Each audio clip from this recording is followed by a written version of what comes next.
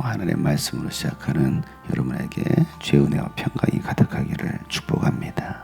함께 나눌 말씀은 예레미야 1장 1절부터 10절에 있는 말씀입니다.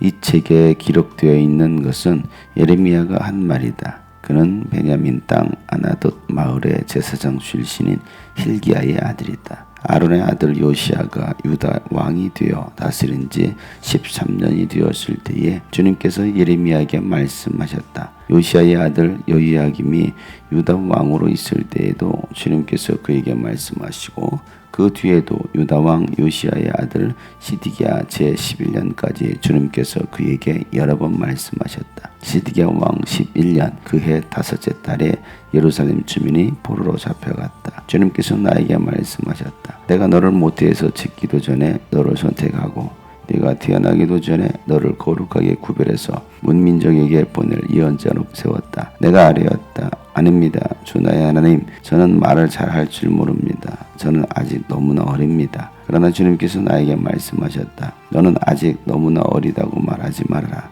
내가 너를 누구에게 보내든지 너는 그에게로 가고 내가 너에게 무슨 명을 내리든지 너는 그대로 말하여라. 너는 그런 사람들을 두려워하지 말아라. 내가 늘 너와 함께 있으면서 보호해 주겠다. 나 주의 말이다. 그런 다음에 주님께서 손을 내밀어 내 입에 대시고 내게 말씀하셨다. 내가 내 말을 네 입에 맡긴다. 똑똑히 보아라. 오늘 내가 뭇 민족과 나라들 위에 너를 세우고 네가 그것들을 뽑으며 허물며 멸망시키며 파괴하며 세우며 심게 하였다. 아멘. 제사장 출신인 힐기야의 아들로 있을 때에 예레미야를 부르십니다. 이 예레미야 선지자를 부르실 때의 상황은 남유다가 멸망하기 전 그 멸망을 예언하라고 오늘 이 예레미야 선지자를 부르셨습니다. 남유다가 멸망하고 나서도 예루살렘이 함락을 당하고 또 불태워졌을 때에 또 그가 포로로 끌려가는 그 상황 속에서도 여전히 하나님의 말씀을 예언하게 하십니다. 가장 힘든 시기 가운데 그를 택하셨고 또 그 시기를 견뎌내게 하십니다. 예레미야가 하나님의 말씀을 대언할 때에 그 예레미야의 말을 들어주는 사람이 없어요. 아무리 하나님께서 회개하라고 하나님의 말씀을 선포하고 하나님의 말씀을 대언하지만 이스라엘 백성들은 듣지 않습니다. 어떻게 보면 가장 외로운 싸움을 한 사람이 바로 예레미야 선지자라고 할 수가 있습니다. 주님께서 예레미야에게 말씀하시기를 내가 너를 모태에서 짓기도 전에 너를 택했고 또 태어나기도 전에도 내가 너를 거룩하게 구별해서 모든 민족에게 보낼 예언자로 세웠다라고 말씀하고 있습니다. 하나님께서 예레미야를 부르신 목적이고 그에게 부여하신 사명입니다. 하나님께서 우리를 택하셨다라고 말씀하고 있죠. 예레미야를 택하신 것처럼 오늘 우리를 택하셨고 또 예레미야가 태어나기도 전에도 하나님께서 구별하여서 거룩하게 하신 것처럼 저와 여러분을 거룩하게 불러주신 것을 믿으시길 바랍니다. 그리고 우리를 통해서 문민족에게 하나님께서 하나님의 말씀을 선포하는 예언자로 세우셨다는 겁니다.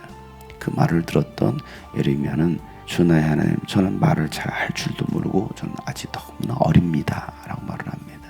말주변도 없고 나이가 어립니다 라고 말하고 있습니다. 너는 아직 너무나 어리다라고 말하지 말라는 겁니다. 내가 너를 누구에게 보내든지 너는 그에게로 가고 내가 너에게 무슨 명을 내리든지 너는 그대로 말하는 겁니다. 어린 것이 중요한 게 아니죠. 말주변이 없는 게 중요한 게 아닙니다. 하나님께서 우리에게 말씀하시면 말씀하신 대로 우리는 전하기만 하면 되는 거예요. 나의 지금 상황이 비록 연약하고 부족하다 할지라도 하나님께서 우리를 대언자로 택하셨기 때문에 우리가 할 일은 하나님의 말씀을 그대로 대언하는 겁니다. 그러면 잘하는 거예요. 비록 어리지만 가진 것도 없고 연약하지만 하나님께서 우리를 이와 같이 하나님의 예언자로 부르셨다는 사실입니다. 고난 중에서 이 예레미야 선지자가 부름을 받았고 또 그 고난 중에서 하나님의 말씀을 대언하라는 그 사명을 감당해야 하는 것입니다. 그가 제사장의 아들이었기 때문에 제사장으로 살아가면 고난은 당하지 않을 거예요. 어려움은 없을 겁니다. 평범하게 잘 먹고 잘 살 수 있어요.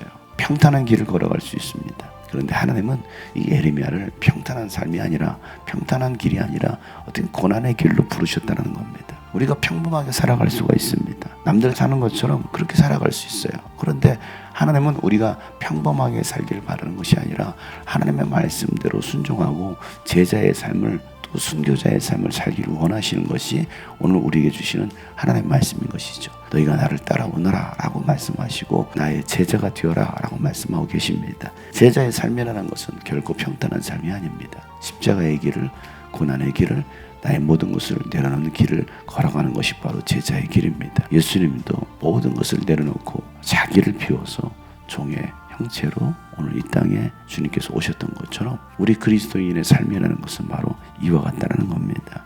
오늘 하나님께서 에레미야에게 야 두려워하지 마라. 내가 너와 함께 할 것이고 내가 너를 보호해 줄 것이다 라고 말씀하고 있습니다. 세상 속에서 우리가 그리스도인으로 살아가는 게 연약하고 또 많은 부족한 부분들이 있지만 그럼에도 불구하고 하나님께서 오늘 우리에게 다시 용기를 주신 것은 두려워하지 말라는 겁니다.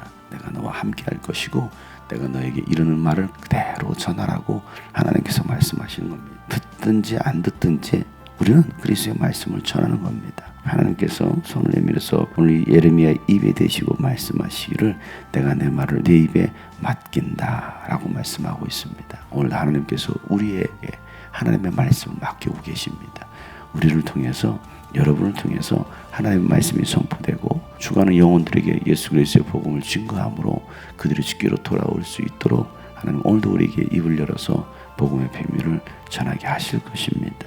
오늘 예레미야에게 맡기신 사명 똑똑히 보아라. 오늘 내가 문 민족과 나라들 위에 내가 너를 세울 것이며 네가 그것들을 뽑으며 허물며 멸망시키며 파괴하며 또한 세우며 심게 하겠다라고 말씀하고 있습니다.